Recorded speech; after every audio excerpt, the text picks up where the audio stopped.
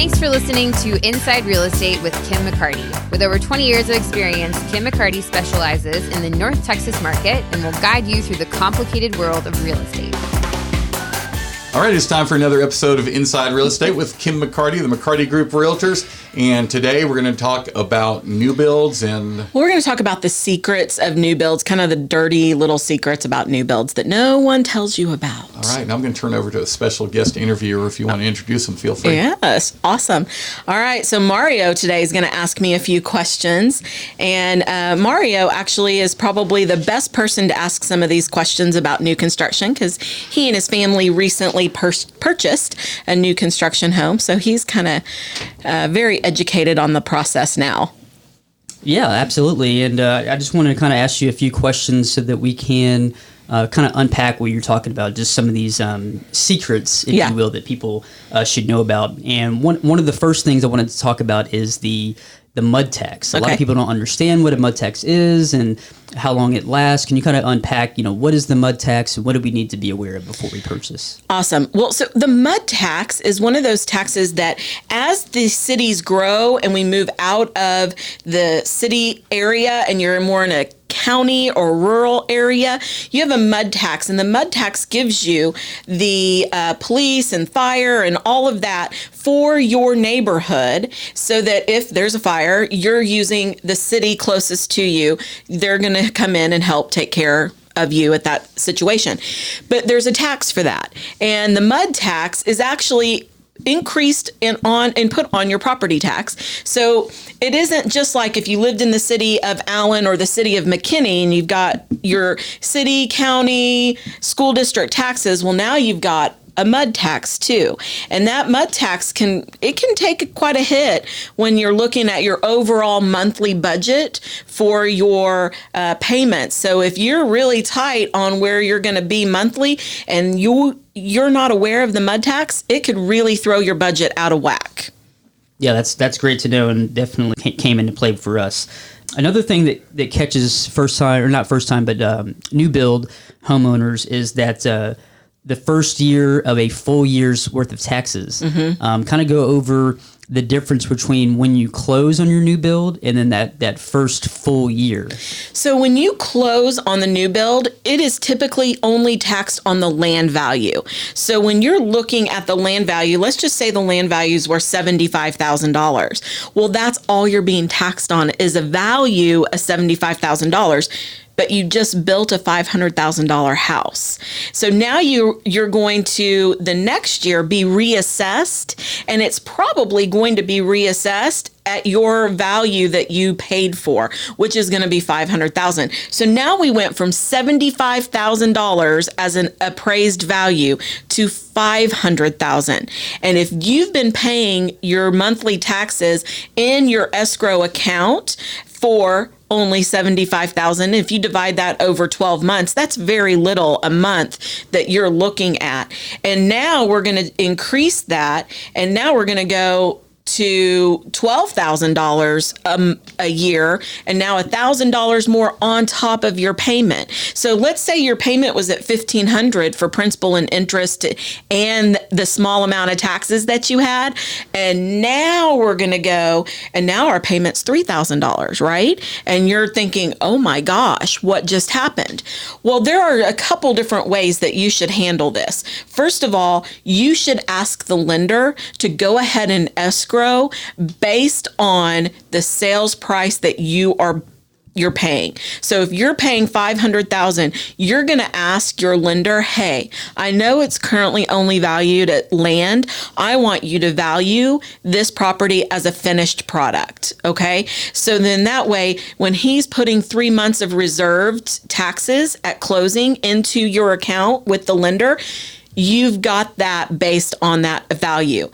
The other thing you can do if the lender is not willing to do that, is you yourself need to be disciplined and start putting money aside for that tax bill. So what's going to happen is the mortgage company is going to send you a nice note that says, hey, guess what, Mr. Wilson, you're short in your escrow, meaning there's not enough money for us to pay your taxes. So we're going to need you to do one of two things. Send us the difference, or we're going to increase your payment to offset that. Plus, we're going to reassess your new payment based on last year's shortage and the new tax bill for this coming year. So now you're hit with a huge payment difference if you're not prepared for that.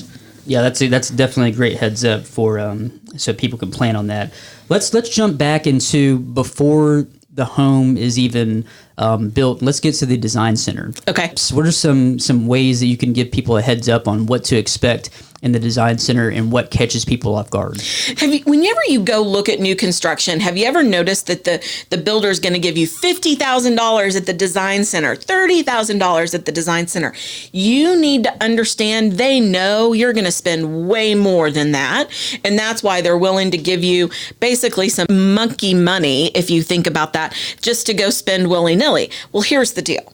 You're going to go through that $30,000 so quickly that then before you know it, now we've got another $30,000 of increased on your design center options. And so what I will always tell people is, first of all, let's take that $30,000 that the builder is giving us, and we're going to put that towards floors. We're not going to put it towards carpet in the bedrooms. We're going to put it towards wood floors, if that's what you want. We're going to put it towards that, because that is going to be the best place for us to spend your money, or your money that they're giving you. After that, we're going to look at all of their basics, everything that's standard and included, and we're going to pick the most neutral of all of those, and we're going to try to keep it where we're not spending too much more money after the free money that they've given us.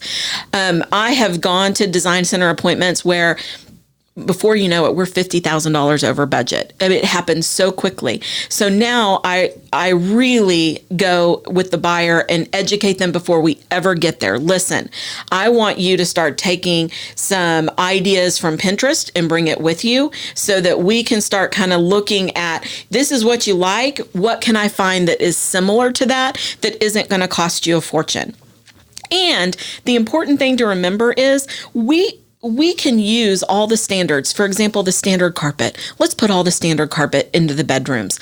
Guess what? If you have small kids, your carpet is not going to last very long. So let's not spend a whole lot of money on that carpet. Let's use the standard included in the price carpet. Let's use the standard included in the price ceramic tile in the kids' bathrooms. Let's not upgrade those, and let's spend our money on the floors in the rest of the house, in the master bathroom, and in the kitchen. So that's really where I want to focus. And then we can work on, in 5 years, you can do this. I also want to tell you, this is where builders make money, is at the design center. This is where their markups are super high, and this is how they make their money. So it's important for me to go with the buyer and say, listen, I've got contractors who can do this for way cheaper. Let's just let them put it in, and then I'll give you the name of somebody who can do it for you later. That's really good. Another thing I want to talk about is, so for many people, they really think that they're going to be in their forever home. Right. But as you know, as a realtor, that's typically not the case. Right. So if you're doing new construction, how long should you... do you recommend people stay in their home so they could actually sell it if they need to and make a profit or make some equity from it? For sure. You know, actually, I'm getting ready to list a property where the buyer bought it in a new construction area last year, and she is unhappy with where she is. It's too far out for her, so she wants to put it on the market. So they're still building in that neighborhood. It is so hard to compete with a builder when it comes to a resale product, even though it's only a year old, right? So even though it's a year old, when you are a buyer, it's like buying a brand new car. If I can get a brand new car for the same price and get to pick the leather and get to pick the color, well, then I'm going to do that. And I'm going to use their money. They're giving me $30,000 or $5,000 at closing.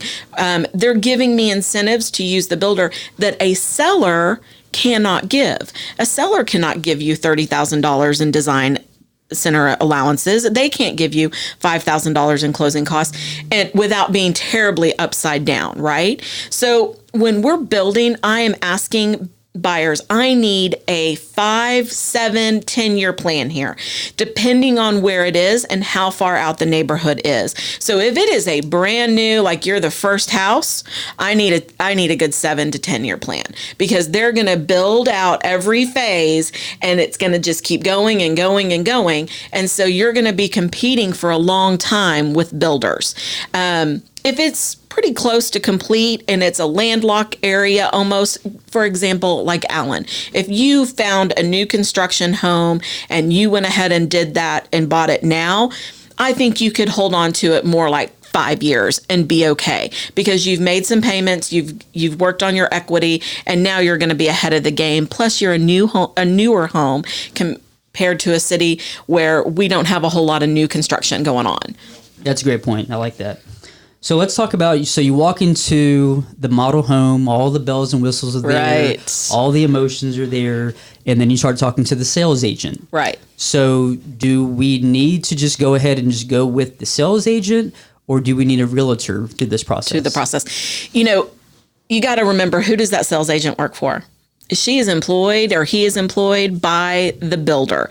And so the builder is paying them to sit there and to write offers and to bring them the best deals that they can get. So really, they're not interested in your best interest all the time. For example, when it comes to lots, I think the lot is probably one of the most important parts of picking your new build home and where it's going to sit. How does the sun set? How does the street, traffic look? Is it on a corner? What corner is it on? Is it going to be behind a field right now and they're selling it as, it's going to be more homes, but will it be more homes or will it be Walmart? So I think it's important for you to have an agent who's really looking out for you and saying, okay, I know they're telling you this, but I want you to be fully aware that this may be Walmart in 5 years, or this may be a school. Are you okay with the school being behind you? Those kinds of things. So I think the lot is really important. And I think that bringing an agent to the table to ask the questions that maybe the sales agent isn't giving up readily information, or you don't know to ask, is important. Yeah, that's really good, especially the part about the picking the lot. Yes. Let's talk about HOA fees. Okay. So, what do homeowners of new builds need to know about the HOA fees? Are they going to be a fixed cost? Do those go up? How does that work? So typically, what happens is when the builder still manages the HOA, then they'll eventually have the homeowners take it over and create a board and have a board that is run by the homeowners. Those dues eventually will probably start to creep up. You just can't help but not, because the cost of the neighborhood and to maintain it is going up. So if you have a pool in your neighborhood, well, guess what? The insurance has probably gone up since you originally took out the policy. Your lawn chairs and all of that are going to need to be replaced at some point, and that's going to cost money. The common areas, do you have an entrance that has the name of your subdivision on it that is brick, and the brick is starting to deteriorate? There are a lot of things that go into maintaining the neighborhood that when people are paying that $500 a year or whatever the cost is, they're not thinking about, oh, wow, we just bought all new lawn chairs for 3 pools in our neighborhood that cost X, Y, and Z. So I think you've got to remember, it's not going to be unheard of for you to see a $50 increase one year to the next. I don't see it go up too terribly high. I see them make small increases. So $50, $100 maybe. But the more homes that are built, it helps offset some of that cost as well. So as the neighborhood grows, hopefully your HOA dues will stay a little consistent for a while. Now, we're in the home. Mm-hmm. We've gone to the design center. We've closed. We're living in the home. Right. We're enjoying it. Most new builds come with a 1-year warranty. Right. So do you recommend that homeowners go ahead and get that home inspection, pay for that in the 11th month? Yes. So you can do one of two things. I always recommend you have a home inspection, whether you do it at the beginning and you have it and give it to the builder and say, here, these are the things that need to be taken care of before you close, or you wait and you bring it up and you say, okay, here are the things that the inspector found. I just have one that we're closing next month on that we did an inspection up front, and we found that the AC is not properly installed. There's things that are missing, bricks missing on the outside that maybe we wouldn't have noticed. Some of the attics missing some things that need. So those are things that an inspector finds. They shouldn't be looking for a honey-do list, right? That you would do in a resale kind of a situation, that they find all these things that need to be done. In a new build, what you're looking for is, oh, wow, that AC was installed improperly and it's blowing air, leaking air someplace. So those are the things that you're looking for. Then you do it at the 11th month to make sure that anything that needs to be taken care of in your warranty is taken care of before the warranty expires. That's really good. I mean, I think that if someone listens to this podcast, they're going to be well equipped to go through the new build process. So if someone wants to use you as their realtor to hold their hand through the new build process, how would they contact you? Just give us a call at 214-662-9308. Thanks for listening. Please be sure to share this episode with your family and friends. If you'd like more information about Kim, just go over to her website, themccartygrouprealtors.com, or give her a call at 214-662-9308.